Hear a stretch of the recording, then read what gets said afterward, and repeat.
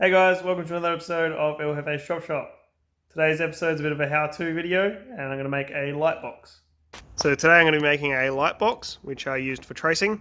So you're going to need a router, a flush cut bit, a square step cutting bit, piece of wood and some acrylic which is frosted. I'm going to use a drop saw and then you're going to need lights and wiring and a switch and a way of powering the lights. So the first thing I'm going to do today is open up this acrylic piece and make a box that is a little bit smaller than that. So the plan is to use the step of the router in the wood and then the acrylic fills in that step. So that'll make a bit more sense when I get onto it. For now, that's what the plan is.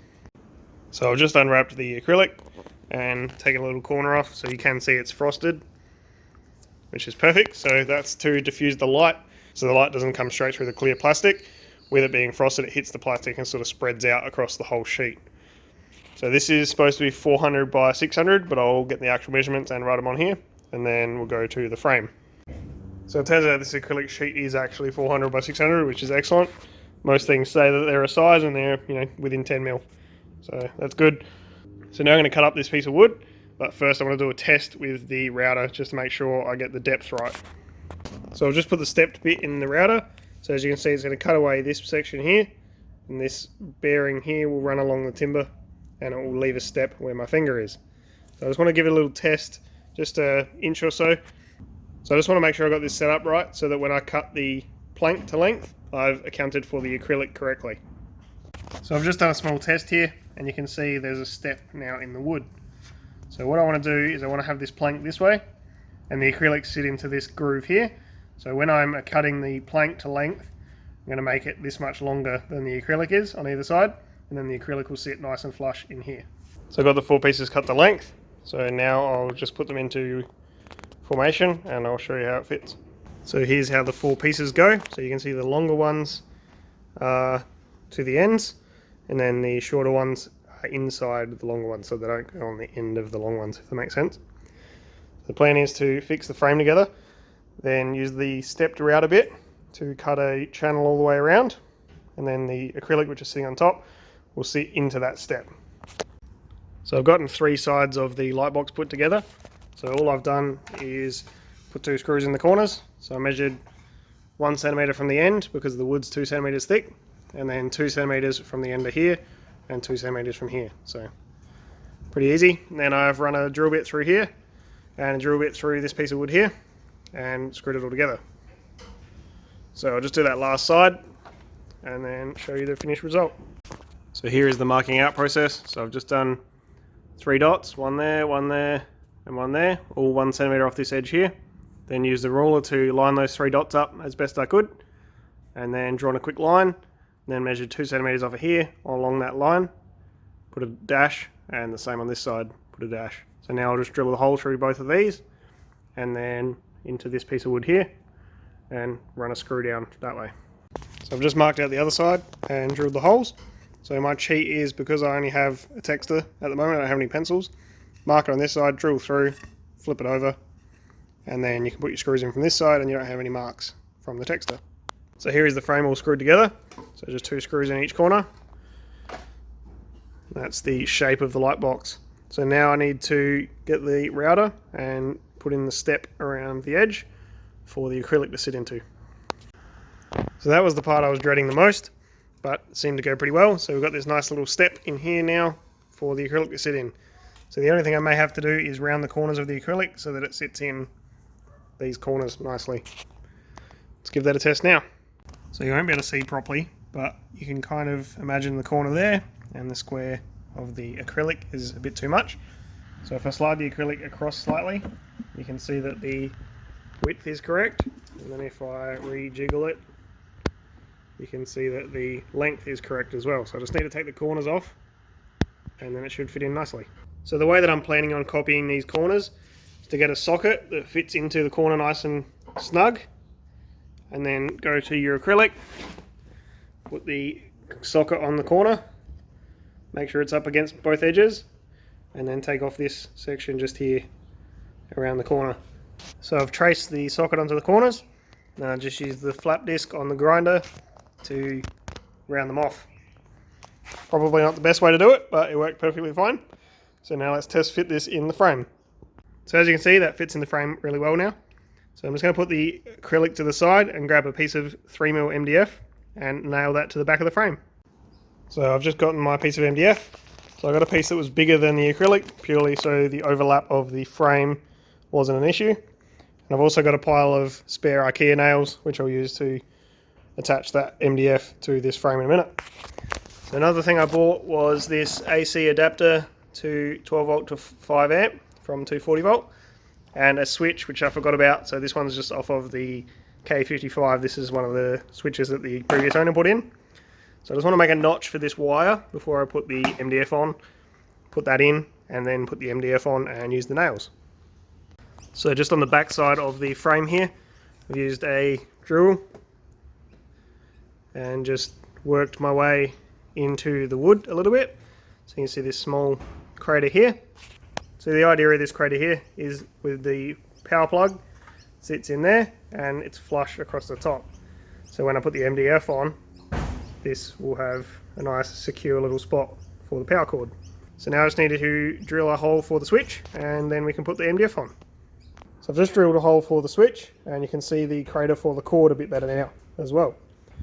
So you probably could do this after the MDF is put on, but it's a bit easier to get access to both sides when the MDF's not on there. So you don't need to install the switch now, but I'll do that later.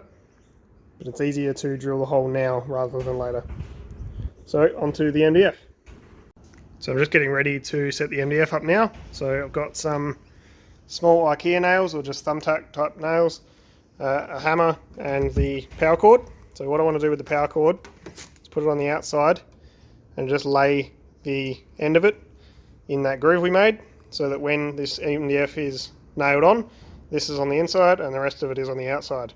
And because we made that only just big enough for the cord, the plug won't be able to pull through the timber. So you can see the MDF is quite a lot bigger than the frame we've made. So you just want to pick two of the best sides of the MDF and line those up with the two sides of the frame. So I'll do that now, get it tacked on with the nails, and then I'll go from there. So I just put a few nails in along this edge here and the back edge across there. So the MDF is nice and square. You can get a nice clean edge with the MDF and the pine box together on those two sides. And that will also help you keep the box square.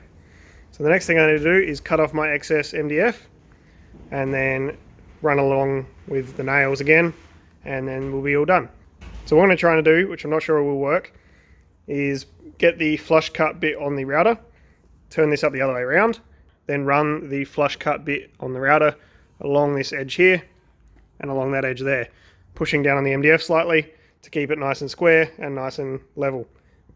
So hopefully that'll give me a nice edge along there, and then I can chuck the nails in and then we'll be all done. So I have the flush cut bit in the router.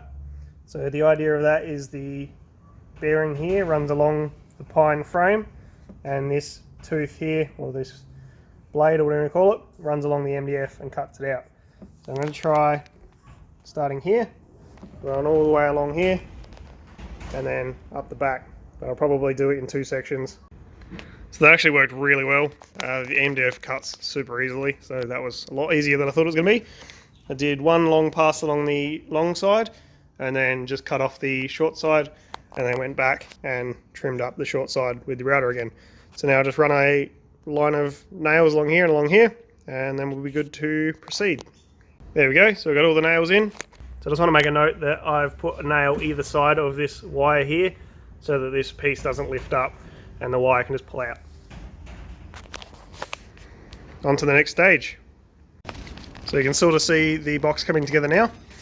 So we've got the power cord coming through, and we've got the switch here, and then I'm going to run LED light strip along this edge here, and then place the acrylic in here with a bit of silicone and just hold it down, and then you'll be able to flick the switch on and all the lights will come on, and then the frosted acrylic will disperse the light, then you'll be able to trace.